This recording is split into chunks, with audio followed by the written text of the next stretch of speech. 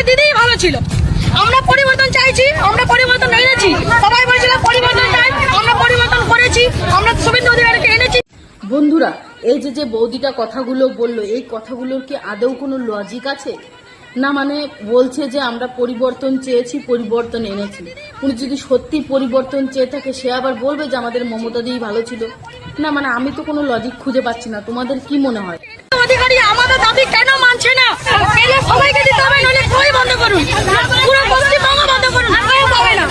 হ্যাঁ, এই যে কথাটা বললেন, এটা আপনারা সরকারের কাছে রাখতেই পারেন যে পেলে সবাই পাক, না পেলে কেউ না।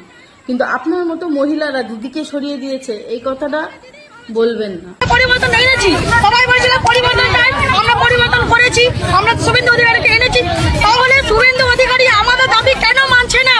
আপনারা সরাননি, আর যে সরিয়ে থাকবে না সে কখনো বলবে না যে আমাদের দিদিই ভালো ছিল। যাই হোক বন্ধুরা, কারা কারা আমার সঙ্গে এই কথায় একমত আছো তারা অবশ্যই ভিডিওটা বেশি করে শেয়ার করো, যাতে এই মহিলার কাছে আমার কথাটা পৌঁছে যায়। জয় শ্রীরাম, জয় হিন্দ।